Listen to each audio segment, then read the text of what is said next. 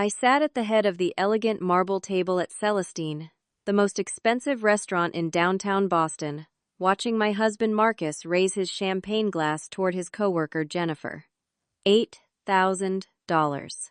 That was what this birthday dinner cost me. Every cent came from my savings account while he smiled at another woman. He cleared his throat, his eyes soft and warm as he looked at her. The words left his mouth like a love confession. He called her his biggest support, his rock, his work wife. 20 guests laughed and clinked their glasses. Then he slid a gift bag across the table to me. Inside was a white t-shirt with bold black letters that read, "Divorced and free." Everyone laughed harder. Jennifer leaned over her red lips, pressing against his cheek, leaving a lipstick mark like a brand of ownership. My face burned with humiliation. I stood up, grabbed my purse, and walked out into the cold November night. 5 minutes later, my phone exploded. 87 missed calls. My hands shook as I stood on the sidewalk outside Celestine. The November wind cut through my navy dress like tiny knives. I had spent $300 on this dress, specifically for tonight. For his 40th birthday. For the dinner, I planned for 2 months, calling the restaurant every week to confirm the reservation, arranging for his college friends to fly in from Chicago and Seattle, coordinating with his mother to make sure she could attend. My phone buzzed non-stop in my clutch. I pulled it out and saw Marcus's name flashing over and over. I declined the call. It rang again immediately. I declined again. Then came the texts. "Where did you go?" "Gail, come back inside. Everyone is asking about you. You're embarrassing me." That last one made something crack inside my chest. I was embarrassing him. I looked back through the floor to ceiling windows of the restaurant. I could see them all still sitting there, still laughing, still celebrating. Jennifer sat in my empty chair, now leaning close to Marcus, her hand on his shoulder. I had met Marcus 7 years ago at a hospital fundraiser. I was a pharmaceutical sales representative for a major company, making good money living in a nice apartment in Cambridge. He was a financial consultant, charming and ambitious, with dark hair and green eyes that made my stomach flip. He told me I was the most beautiful woman in the room. We were married within 18 months. For the first few years, everything felt perfect. We bought a house in Newton, a beautiful colonial with 4 bedrooms and a yard. I paid the down payment $60,000 from my savings. Marcus said his money was tied up in investments, but once those matured, he would pay me back. That was 5 years ago. My phone rang again. This time it was his mother, Barbara. I hesitated, then answered. "Gail, sweetheart, what happened?" Barbara's voice was gentle but confused. "Did you see what he did? Did you see the shirt he gave me?" There was a pause. "I thought it was a joke, dear. Marcus has always had an odd sense of humor." "A joke. I paid $8,000 for him to humiliate me as a joke." "You paid for the dinner," Barbara sounded surprised. "Of course I did. I pay for everything. The house, the cars, the vacations, everything." Another pause, longer this time. "I did not know that Gail. Marcus told me he was taking care of you. He said you had not been working much lately." "I work 60 hours a week, Barbara. I have never missed a day." "Oh." Her voice went very quiet. "I think you and Marcus need to talk. But maybe not tonight. Come to my house. You should not be alone right now." I considered it, but I did not want to face anyone. "I want to go home." "Thank you, Barbara." "Are you sure? You sound upset." "I am sure." I hung up and ordered a car through an app on my phone. While I waited, I looked at the texts still coming in from Marcus. They had changed in tone. "Fine. Stay gone. See if I care. You always ruin everything. Jennifer thinks you're crazy." That one stopped me cold. He was talking to Jennifer about me, right now, at his birthday dinner that I paid for. While I stood outside in the freezing cold, the car arrived, a black sedan with a quiet driver who did not ask questions. I gave him our address in Newton, and sat back watching the city lights blur past. My phone finally stopped buzzing around the time we hit the highway. When I got home, the house was dark and empty. I turned on lights as I walked through each room, suddenly aware of how much space there was. 4 bedrooms for 2 people. We had talked about children once years ago, but Marcus kept saying it was not the right time. First, he needed to establish his career. Then we needed to save more money. Then he wanted to travel more. The goalpost kept moving further away, until I stopped bringing it up. I went upstairs to our bedroom and opened my laptop. I logged into our joint checking account, something I had not done in months. Marcus handled the bills or so, he said. He told me he was better with numbers, that I should not worry about the finances. What I saw made my stomach drop. The account was nearly empty, $42.16. We should have had at least $30,000 in there. I transferred $5,000 every month from my account to cover the mortgage, utilities, and expenses. Marcus contributed too, supposedly. I scrolled through the transaction history. There were normal things: grocery stores, gas stations, the electric bill. But there were also dozens of charges I did not recognize. Restaurants I had never been to. Hotels in New Hampshire, Cape Cod, the Berkshires. Jewelry stores. A $5,000 purchase at Tiffany 2 weeks ago. I never received any jewelry from Tiffany. I kept scrolling, my hands beginning to shake again. 3 months ago, a $10,000 transfer out of the account to an external account I did not recognize. 2 months ago, another $8,000. Last month, $12,000. $50,000 gone. I opened my personal savings account next, the one I had been building since before I met Marcus, the one I rarely touched, the one that should have had close to $200,000 in it from years of saving and investment returns. $143,000 remained. I had not transferred any money out. I would remember that. I checked the transaction history. There, over the past year, were transfers to the joint account that I definitely did not authorize.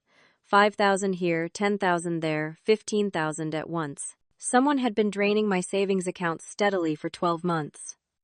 Someone with access to my information. Someone like my husband. I sat there staring at the screen until I heard the garage door open. Marcus was home. I heard Marcus's footsteps on the stairs, heavy and deliberate. He walked into the bedroom and stopped when he saw me sitting at the desk with my laptop open. His tie was loosened, his jacket over his arm.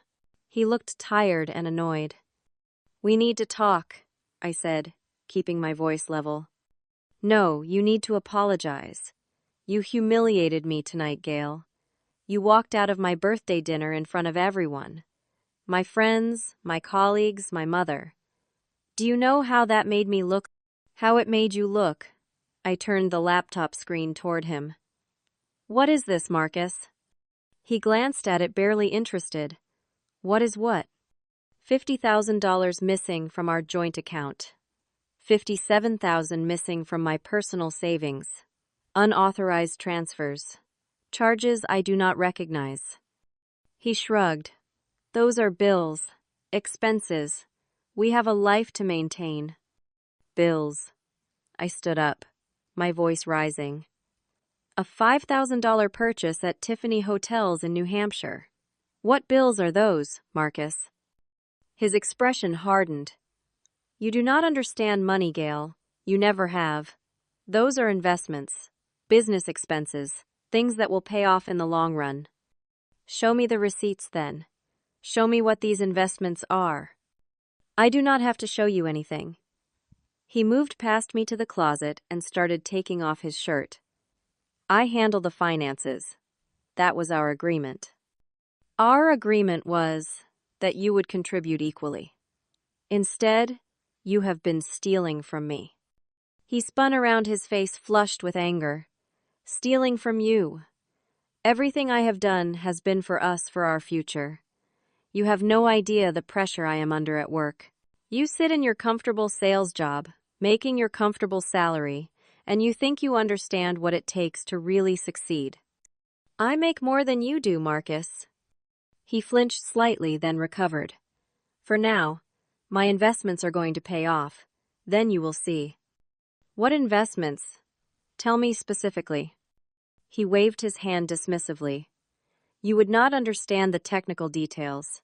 It is complicated financial stuff. Try me. I have a business degree, remember? Just drop it, Gail. You are making a big deal out of nothing. He pulled on a t-shirt and pajama pants.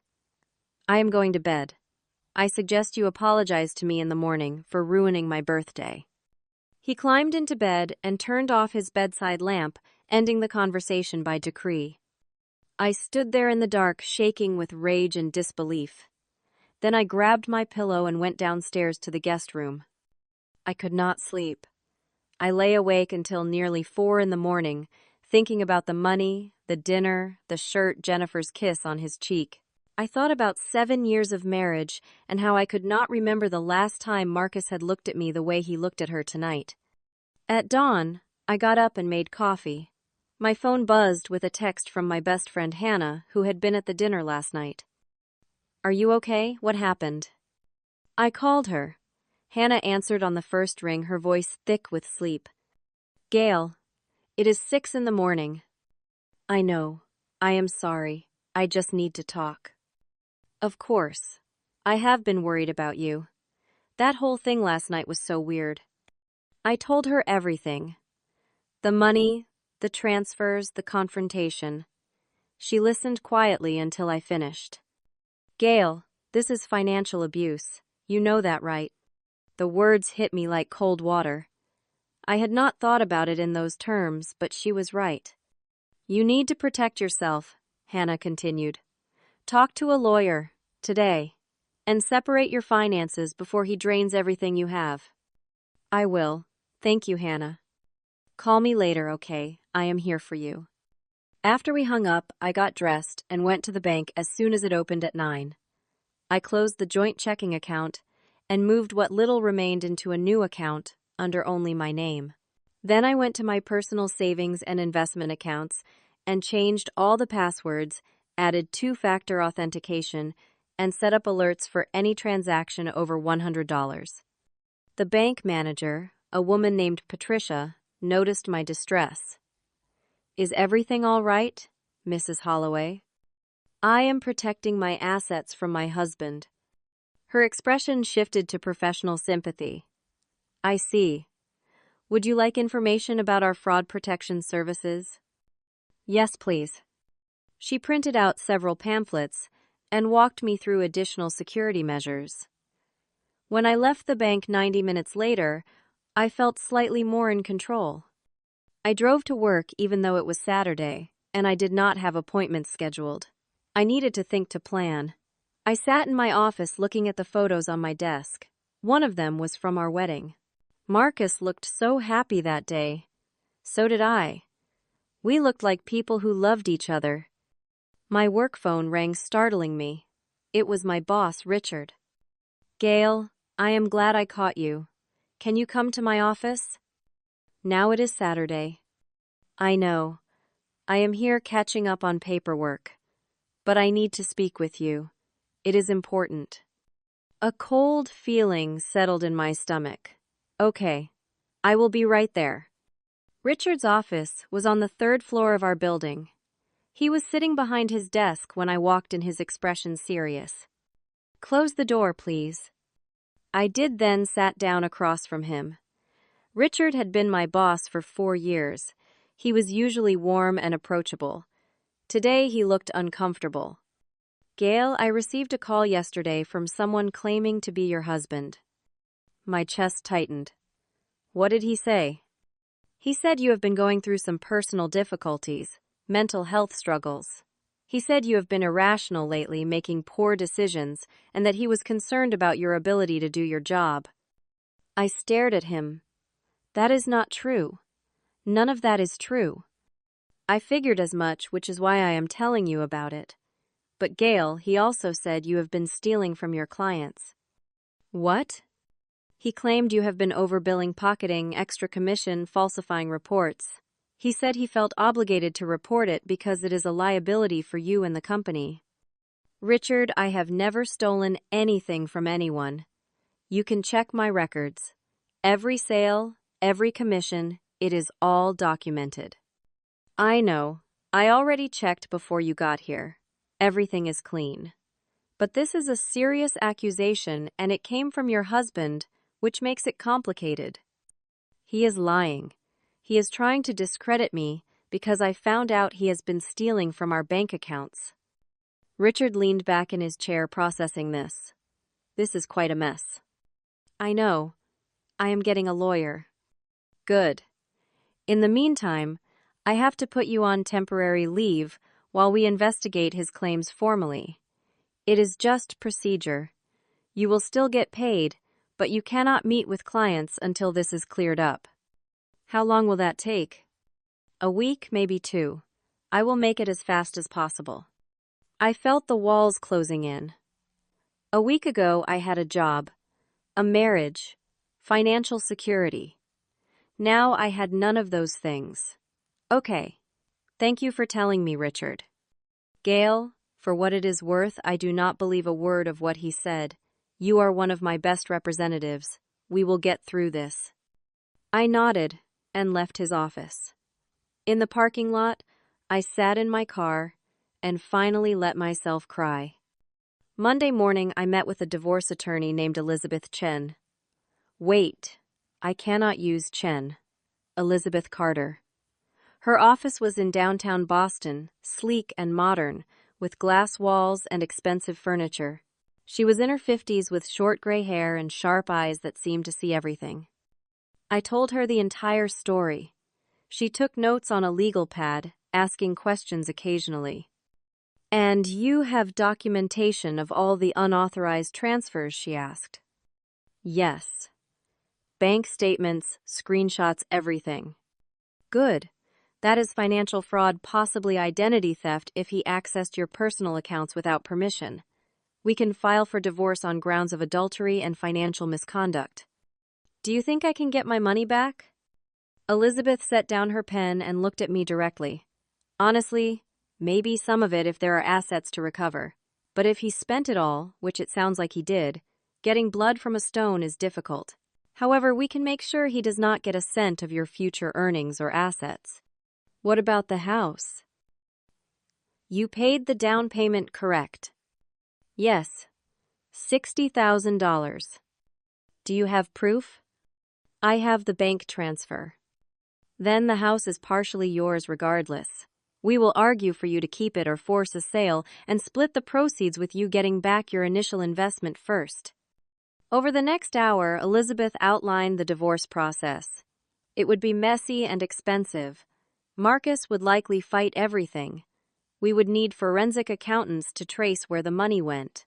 It could take months, possibly over a year. There is one more thing I said. He called my boss and accused me of stealing from clients. Now I am on leave while they investigate. Elizabeth's expression darkened. That is defamation and tortious interference with employment. We can sue him separately for that, but it will cost more in legal fees. How much is this going to cost total? Honestly, between the divorce, the financial investigation, and a potential defamation suit, you are looking at $50,000 to $70,000 in legal fees. I felt sick. He stole from me, and now I have to spend more money to fight him. Welcome to the American legal system. Elizabeth's voice was not unkind, just realistic. But Gail, you have to protect yourself. If you do nothing, he will take everything and destroy your reputation in the process. This man is dangerous. I signed the retainer agreement and wrote a check for $10,000.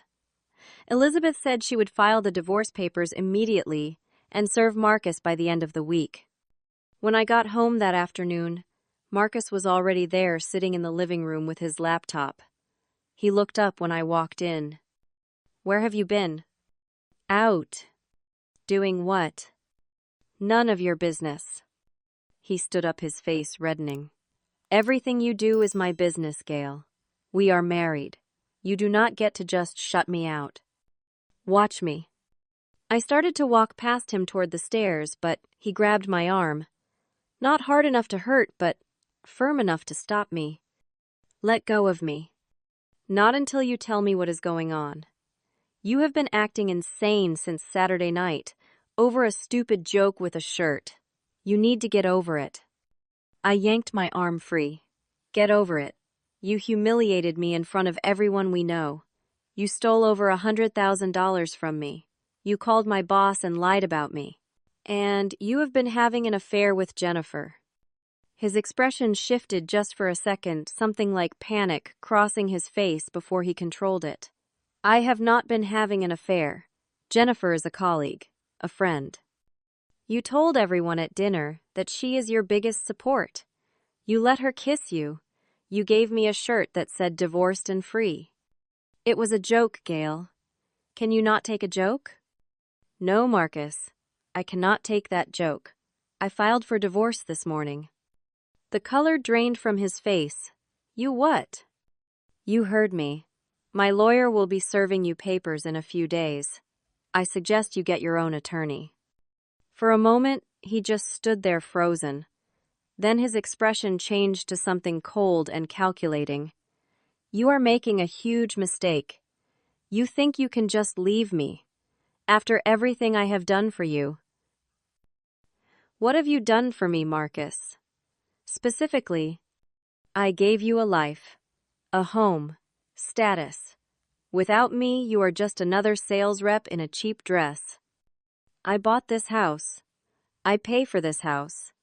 You have contributed nothing but debt and humiliation. He stepped closer, his voice dropping low. If you try to divorce me, I will make your life hell. I will tell everyone what you really are. I will destroy your reputation, your career, everything. You will have nothing. I am already starting with nothing thanks to you. I pushed past him and went upstairs. I heard him yelling behind me, but I ignored it. I went into the bedroom and locked the door. My hands were shaking so badly I could barely turn the lock. I called Elizabeth immediately. He threatened me. He said he would destroy me if I went through with the divorce. Did he touch you? Hurt you physically? He grabbed my arm. Not hard, but he stopped me from walking away. That is assault. You need to call the police and file a report. Now. And I am filing for an emergency restraining order first thing tomorrow morning. I do not know if I can do this, Elizabeth. This is too much. Gail, listen to me. You can do this. You are stronger than you think, but you have to fight. If you back down now, he wins. He takes everything and you get nothing. Is that what you want? No. Then call the police. File the report. I will handle the rest. After I hung up, I sat on the edge of the bed and called 911. When the dispatcher answered, I told her I needed to file a domestic assault report. 2 officers arrived 30 minutes later. Marcus had left the house by then, which made things easier. Officer Johnson and Officer Davis took my statement in the living room. I showed them the mark on my arm where Marcus had grabbed me. It was not much, just a slight redness, but it was something. Has your husband been violent before? Officer Johnson asked. No, not physically. But he has been financially abusive and he has been threatening me. I told them about the stolen money, the phone call to my boss, the threats from earlier today. Officer Davis took notes while Officer Johnson asked questions. We can file this report, but I have to be honest with you, ma'am.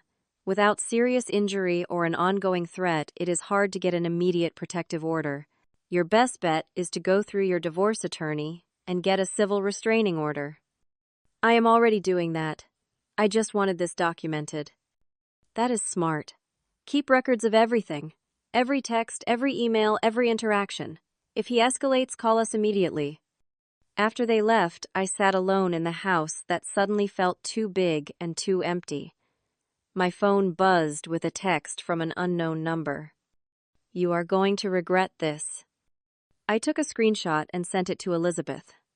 Her response came within minutes. Forward me every message like this. We are building a case. I went to bed that night with my phone on the nightstand and a baseball bat under the bed. I did not sleep. The restraining order was granted on Wednesday. Marcus had to stay at least 300 feet away from me in the house. Elizabeth said he would probably move in with his mother or get an apartment. I thought getting him out of the house would make things better. It made them worse. Thursday morning, I woke up to 17 missed calls from my mother in Phoenix. I called her back, my stomach already knotting with anxiety. Gail, what on earth is going on? My mother's voice was sharp, with worry and anger. What do you mean? Marcus called me last night. He was crying, Gail. He said you kicked him out of the house without warning, that you have been acting erratic and paranoid, and that you are having some kind of breakdown. Mom, that is not true. He has been stealing from me. I filed for divorce because he committed fraud. That is a very serious accusation, Gail. Are you sure you are thinking clearly? Marcus said you have been under a lot of stress at work. Maybe you should see a therapist. I do not need a therapist. I need people to believe me. We just want what is best for you, sweetheart. If you are going through something, we can help. Your father and I can fly out there. I am not going through anything except a divorce from a man who has been lying to me for years. There was a long pause. Your father wants to talk to you. My dad got on the phone, his voice gentle but firm. Gail, honey, Marcus said some concerning things. He said you have been having mood swings, staying up all night, making accusations. He is worried about you. Dad, he called my boss and lied about me stealing from clients. He took over $100,000 from our accounts. He has been having an affair. I have proof of all of this. Proof can be misinterpreted when you are upset. I am not upset. I am responding rationally to being robbed and betrayed. Maybe you should come home for a while. Take a break from all of this.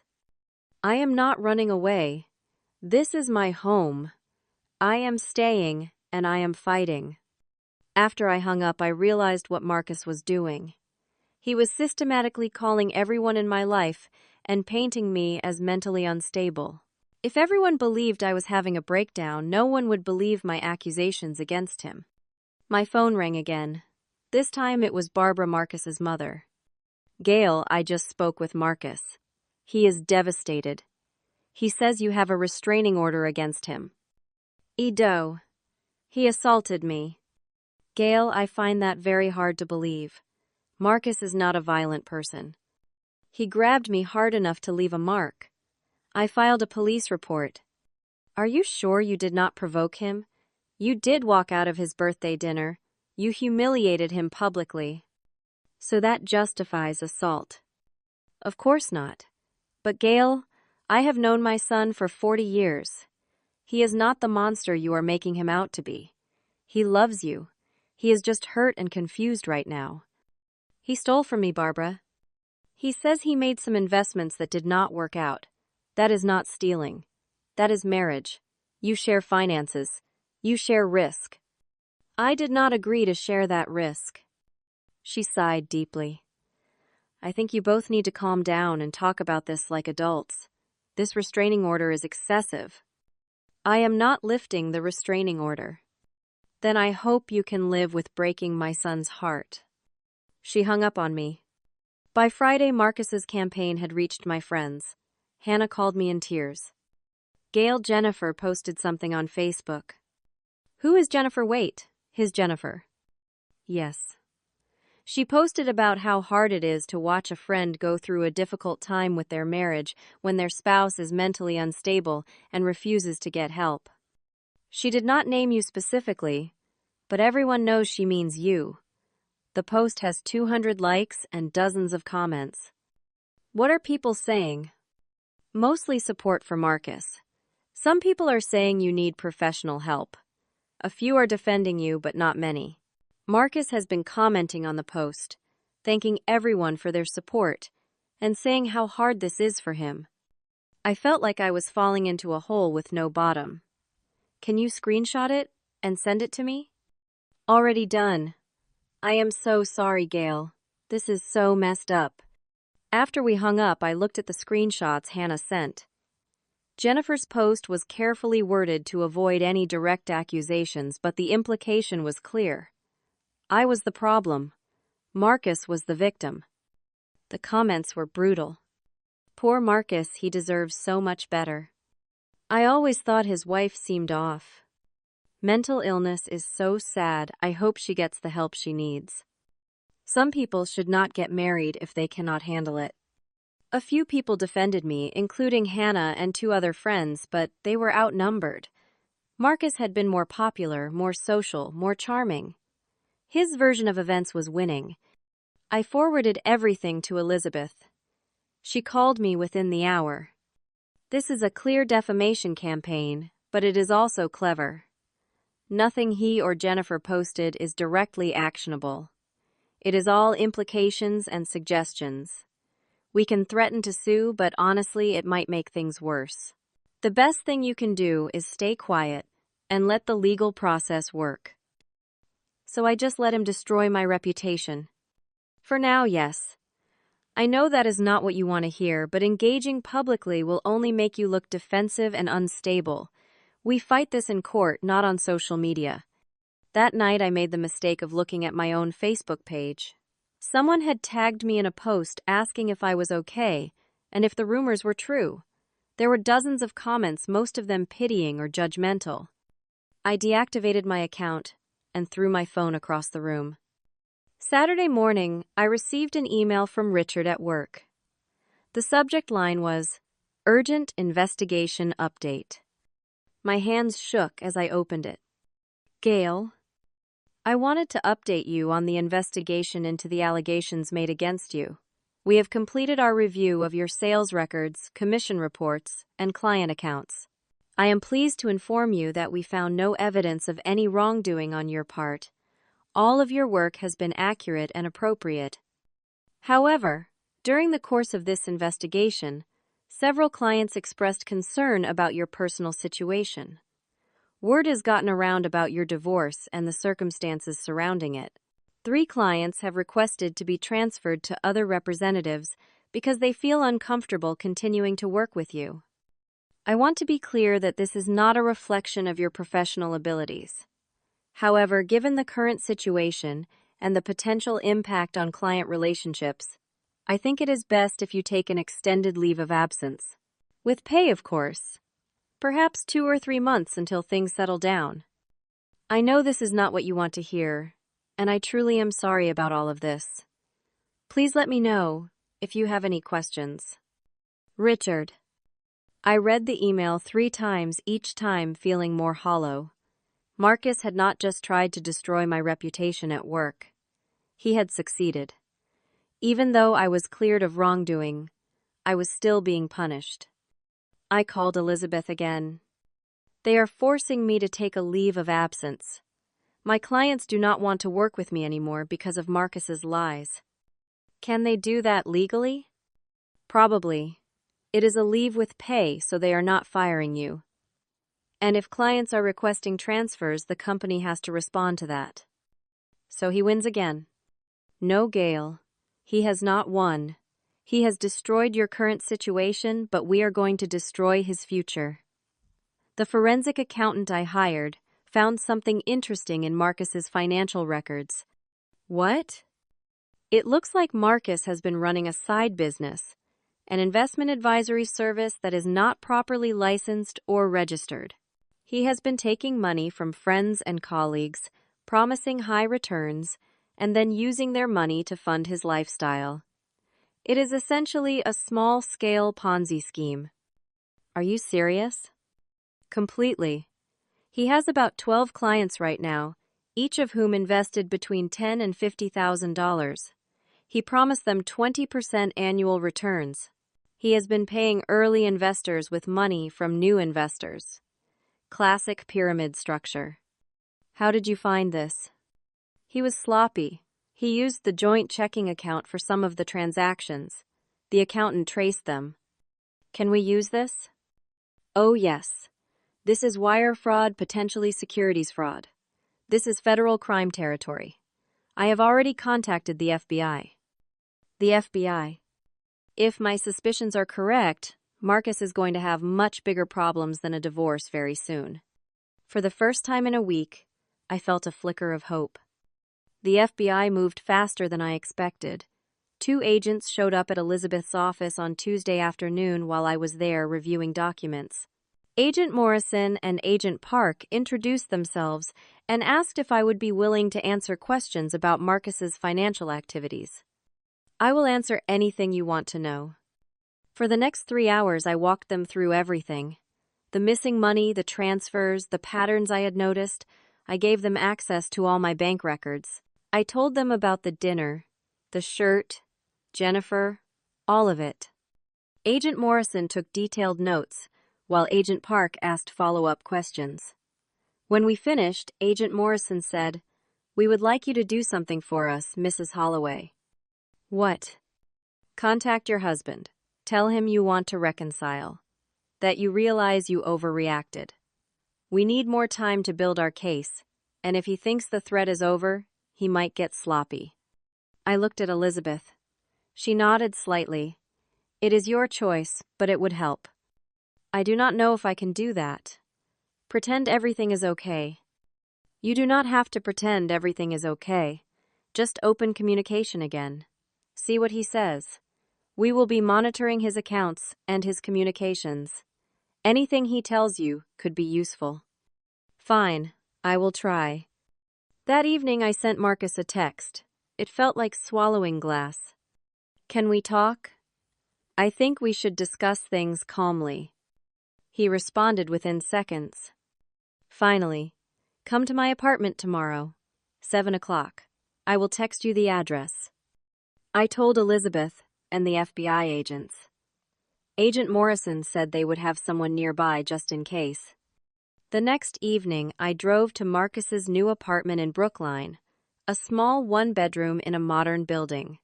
My hands were sweating on the steering wheel. I kept reminding myself that this was an act, that I was gathering information, that agents were watching. Marcus opened the door before I could knock. He looked thinner, tired, but he smiled when he saw me. "Gail, I am so glad you came. Come in." The apartment was sparsely furnished, just a couch, a TV, and a small dining table. He gestured for me to sit. "I have been thinking a lot about us," he started, "about everything that happened, and I realize I made some mistakes." This was new. I have never heard Marcus admit to making mistakes before. "What kind of mistakes?" "I should have been more transparent about the finances. I should have communicated better. And the shirt that was stupid. I thought it was funny, but I see now how it hurt you." He sounded sincere, but I knew better. "What about the money you took from my accounts?" "I did not take it, Gail. I borrowed it. There is a difference. And I was going to pay it back once my investments paid off." "What investments, Marcus? Specifically?" He hesitated. "I have been running a consulting service, helping people invest their money. It is very lucrative, but it takes time to see returns." "Are you licensed to do that?" "I do not need a license for private consulting." That was a lie, but I did not call him on it. "What about Jennifer?" His expression hardened slightly. "Jennifer is a friend. I already told you that. You are obsessing over nothing. You let her kiss you at your birthday dinner. On the cheek, Gail. It was a friendly peck. You are making it into something it is not." I took a breath. "If I come back, what would change?" His eyes lit up. "Everything would change. I would be more open. We would work on our communication. I would pay back the money. We could start fresh." "What about the divorce?" "We drop it. We tell everyone it was a misunderstanding. We move forward together." "And my reputation? You told everyone I was mentally unstable.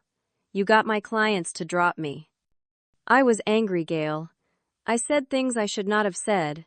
I will fix it. I will call everyone and explain that we worked things out, that it was just a rough patch." He reached out and took my hand. I forced myself not to pull away. "I miss you," he said softly. "I miss us. Do not you miss what we had?" I do not know what we had, Marcus. I thought I knew, but now I am not sure any of it was real. It was real. It is real. We can get back there. I need time to think about this. His grip on my hand tightened slightly. How much time? A few days. Fine.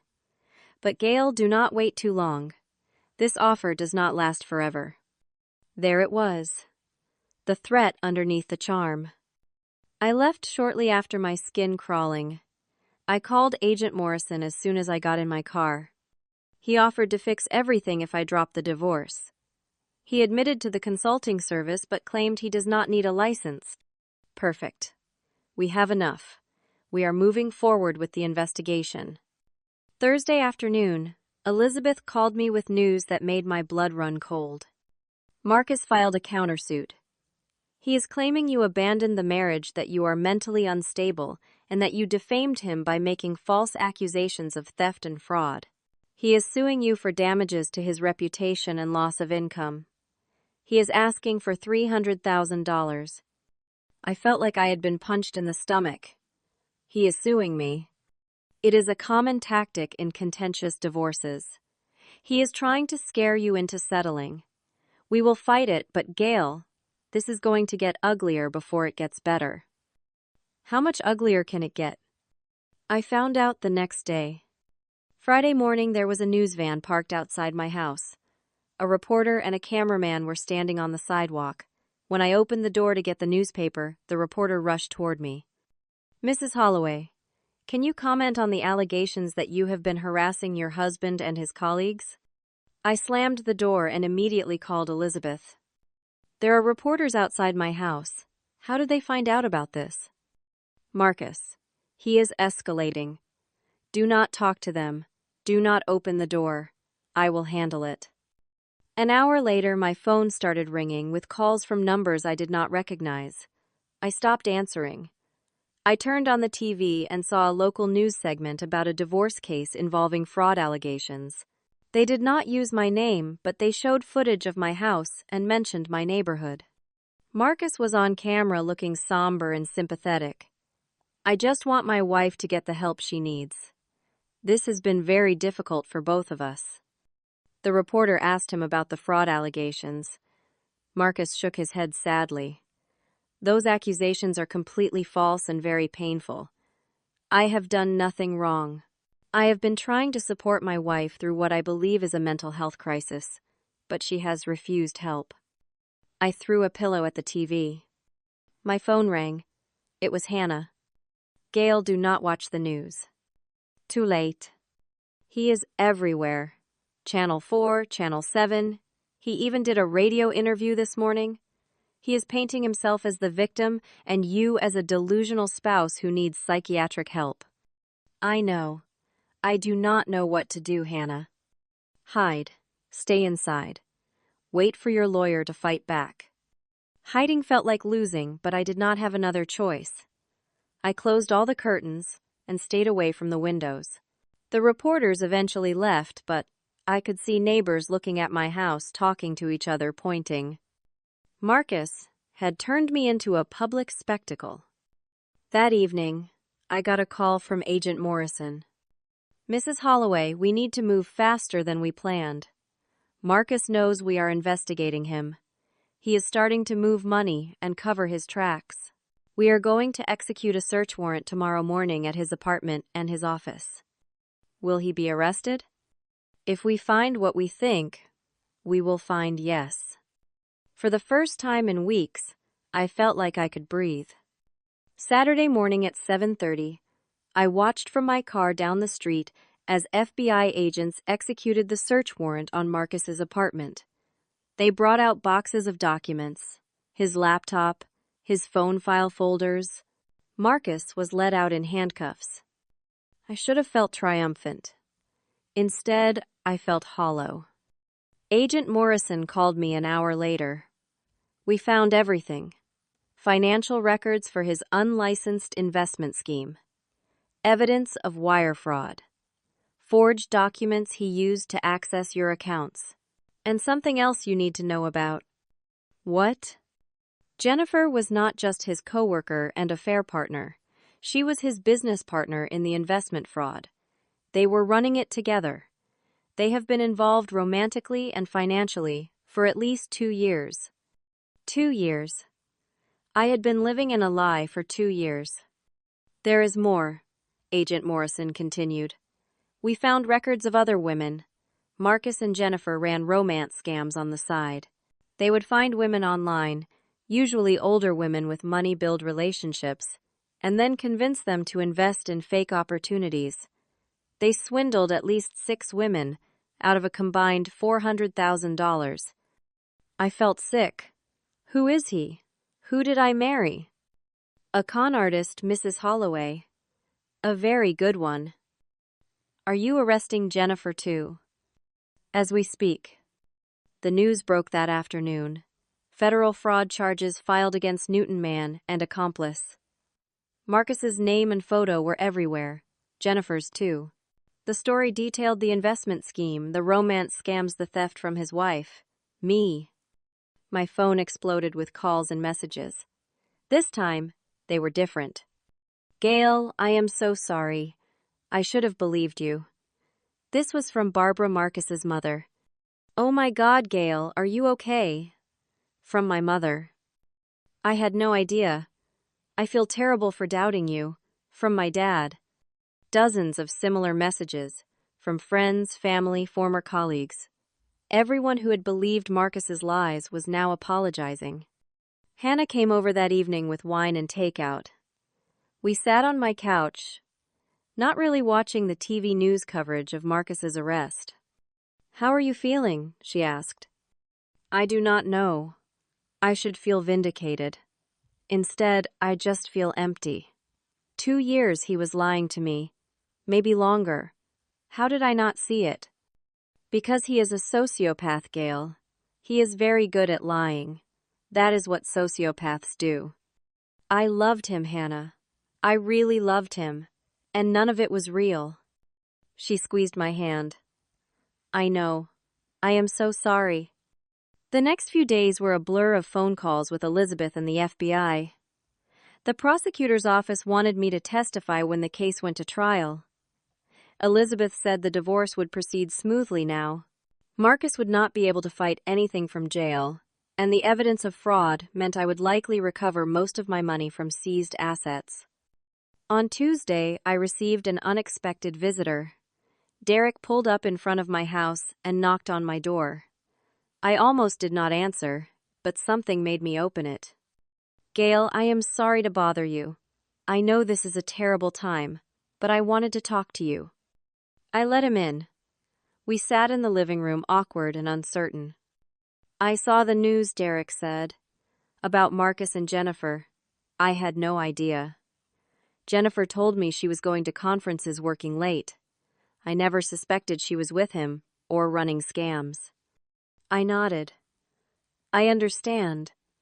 I did not see it either. The FBI questioned me yesterday. They wanted to know if I was involved or if I knew anything. I did not, Gail. I swear. I am just as much a victim in this as you are. I know, Derek. I do not blame you. He looked relieved. Jennifer and I are getting divorced too. Quickly. I do not want anything to do with her. I do not blame you for that either. He stood to leave, then hesitated. If you need anything, let me know. I mean it. We both got played by terrible people. That creates a kind of bond. After he left, I realized he was right. We were both victims of the same con. Wednesday afternoon, I went back to work. Richard had called and asked me to come in for a meeting. I expected him to officially fire me. Instead, he offered me my job back with a promotion. We owe you an apology, Gail. We should have stood by you more firmly. Your clients who left feel terrible and want to work with you again. And frankly, the publicity from the case has brought new attention to our firm. Several new clients have specifically asked for you because they admire how you handled this situation. I do not know what to say. Say you will come back. We need you. I will think about it. That evening, Elizabeth called with the final financial news. Marcus's seized assets included money in offshore accounts, jewelry he had purchased with stolen funds, and his car. Total value approximately $230,000. After legal fees and restitution to his other victims, I would receive about $140,000 back. It is not everything Elizabeth said, but it is something. It was more than I expected. Combined with what was left in my savings, I could rebuild. Thursday, I received a letter from Marcus. He was allowed to send mail from the detention center. I almost threw it away without reading it, but curiosity won. The letter was typed formal. Dear Gail, I am writing to you from a place of deep reflection. I know you will never forgive me, and I do not expect you to. I want you to know that everything between us started as real. When I met you 7 years ago, I genuinely fell in love with you. You were smart, beautiful, successful, everything I thought I wanted. But I have a sickness, Gail, an addiction to the con, to the thrill of manipulation and deception. It is not about the money, though the money helps. It is about the game, the power, the feeling of being smarter than everyone else. Jennifer and I fed off each other. We made each other worse.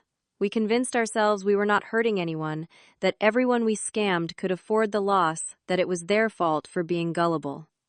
I know now how wrong that was. I destroyed your life. I destroyed my own. I destroyed my mother's trust, my friends' respect, everything.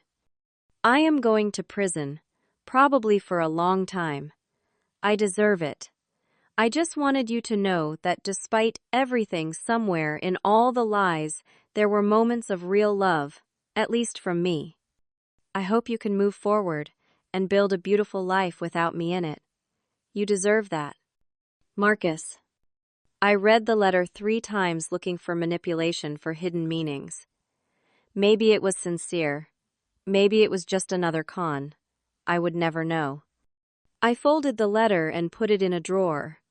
Then I poured myself a glass of wine and sat on my back porch watching the sunset over my yard. My yard, my house, my life. 6 months later, I stood in the courthouse as the judge finalized my divorce. Marcus appeared via video from the federal detention center where he was awaiting trial. He did not speak. His lawyer entered a no-contest plea to the divorce proceedings. The judge granted the divorce, awarded me the house and what remained of our shared assets, and dissolved the marriage in under 20 minutes. 7 years together ended in 20 minutes. I walked out of the courthouse into bright May sunshine. Hannah was waiting for me on the steps. How do you feel? She asked. Free. We went to lunch at a small cafe in Cambridge. Over salads and iced tea, Hannah told me about her new job and her new boyfriend. Normal life things. It felt good to talk about normal things. What are you going to do now? Hannah asked. I have been thinking about that. Richard wants me back at work, but I am not sure that is what I want anymore. I am thinking about starting my own consulting business, helping other people who have been victims of financial fraud. There is a need for it, and I understand it better than most people. That sounds perfect for you. I think it might be. Over the following months, I rebuilt my life piece by piece. I started the consulting business from my home office. I helped a woman in her 60s who had lost her retirement savings to a romance scam. I helped a young couple whose business partner had embezzled from them. I found purpose in helping others navigate what I had navigated. Marcus's trial happened in August. He pleaded guilty to 15 counts of wire fraud, securities fraud, and identity theft. He was sentenced to 8 years in federal prison. Jennifer got 6 years. The judge ordered them to pay full restitution to all their victims. I did not attend the sentencing. I read about it online later that evening. I felt nothing. No satisfaction, no anger, no sadness. Just nothing. He had become irrelevant to my life. In September, I went on my first date since the divorce. His name was Thomas, and I met him at a community fundraiser for fraud victims. He was a lawyer who specialized in financial crimes. We went to dinner and talked for 4 hours. He made me laugh.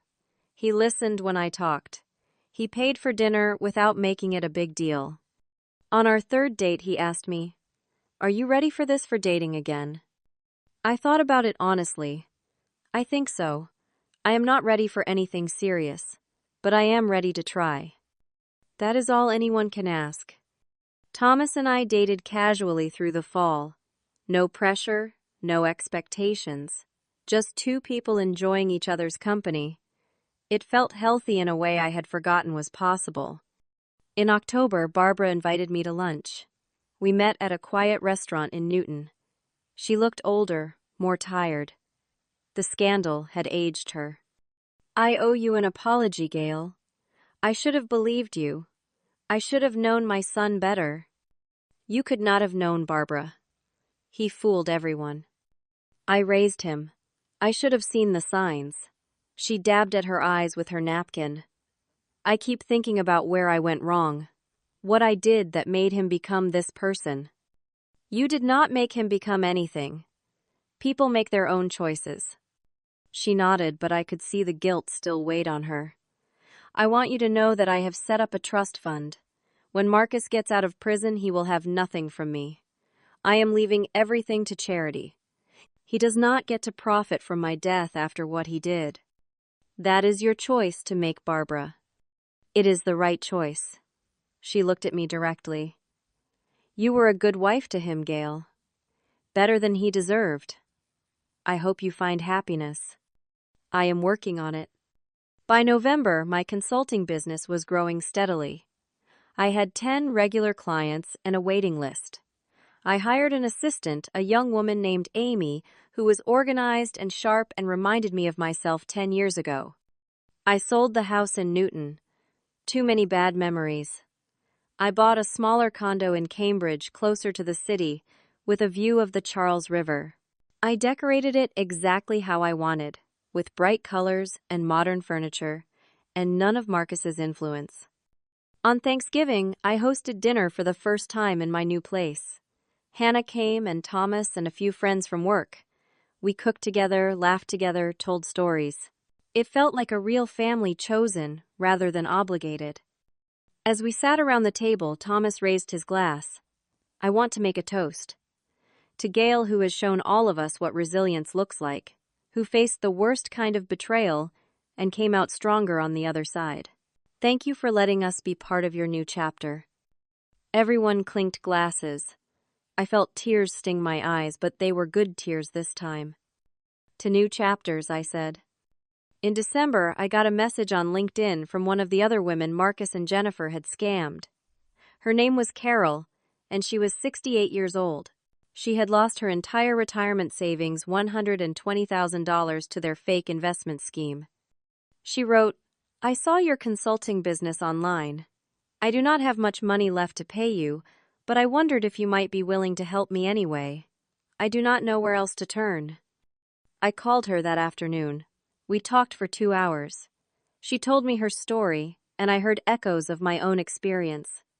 The charm, the promises, the gradual realization that something was wrong. The shame and embarrassment that came after. "I will help you," I told her. "And you do not have to pay me. Consider it pro bono work. We victims have to stick together." I helped Carol file claims with the restitution fund and connected her with resources for financial recovery. She sent me a handwritten thank you note that I pinned on my office wall. That note reminded me why I was doing this work. Not for money or success, but to help people reclaim their lives after someone tried to take everything from them. By Christmas, I had been divorced for 8 months. I bought myself a gift, a beautiful necklace with a small pendant that said Survivor. I wore it every day. On New Year's Eve, Thomas and I went to a party at Hannah's apartment. At midnight, when everyone was kissing and celebrating, Thomas took my hand. "This year is going to be better," he said. "I know it will." And it was. Not perfect, but better. I learned to trust again, slowly.